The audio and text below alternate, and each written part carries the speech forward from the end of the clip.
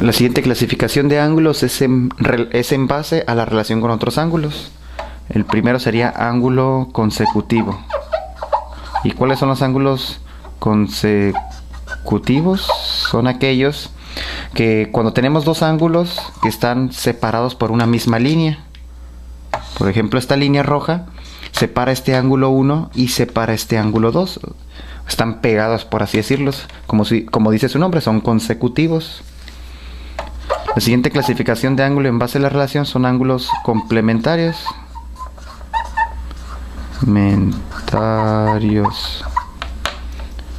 O un ángulo es el complemento de otro. ¿Cuáles son los ángulos complementarios? Son aquellos ángulos, pueden ser, bueno, son dos, ¿no? Es cuando uno más otro, vamos a poner ángulo 1 y ángulo 2. Es cuando este más este da 90 grados, perdón. Entonces, el ángulo 1 más el ángulo 2 suma 90 grados.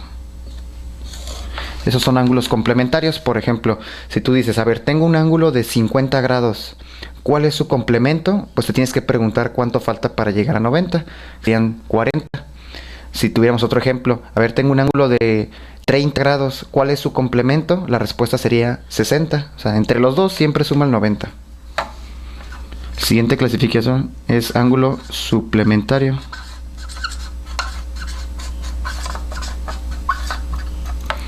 Bueno, ¿cuál es el ángulo suplementario? Son aquellos ángulos que sumados, o sea, el ángulo 1 más el ángulo 2, ahora suma 180. A comparación del de arriba, suman 180, ¿no? El ángulo 1 más el ángulo 2 es igual a 180. De la misma manera, pues un ejemplo, ¿no? Si sé que un ángulo mide 100 y digo, ¿cuál es su suplemento? Entonces me tengo que preguntar cuánto me falta para 180 grados, así que sería 80 la respuesta. Si yo tuviera un ángulo de 70 y me preguntaran cuál es su suplemento, sería 110 y así, ¿no? Entonces es muy importante identificar cuando me pregunten por suplemento o complemento. Bueno, continuando con la clasificación, voy a tener que borrar aquí. El espacio es muy pequeño, así que...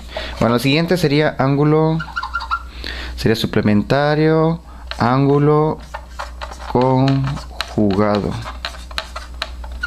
Bueno, pues muy similar, ¿no? Ahora, como voy a tener que hacer aquí una referencia para poder hacer el dibujo.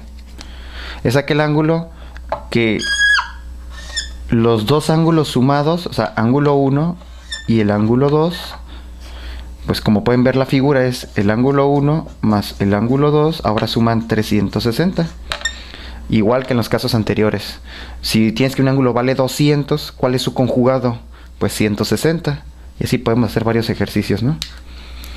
Otro tipo de ángulo, según su clasificación o su relación, sería el ángulo opuesto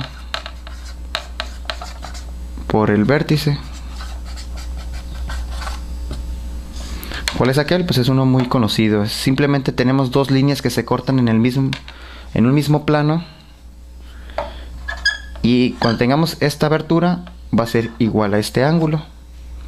O sea, simplemente, ¿no? O sea, ¿cómo son esos ángulos? Opuestos por el vértice, y se dice que valen lo mismo. O sea, si tengo el ángulo 1 y el ángulo 2, el ángulo 1 es igual al ángulo 2. Estos no suman nada, simplemente son iguales. ¿Por qué? Porque son opuestos por el vértice. A ver si pongo aquí. Y el ángulo adyacente. ¿Cuáles son los ángulos adyacentes? Pues sería la última clasificación. Muy similar como lo que tengo aquí. Cuando tienes una línea y es otra línea que separa, nada más que la diferencia ese es muy parecido al consecutivo, nada más que si ven la diferencia aquí, una línea separa dos ángulos, pero estos ángulos o el otro lado del ángulo, tanto de este como de este, están sobre una línea recta. En pocas palabras, este más este pues son suplementarios. Ángulo adyacente. Estos ángulos son adyacentes. ¿Por qué? Porque están sobre una recta y una línea separa los dos ángulos. Bueno, así lo dejaríamos.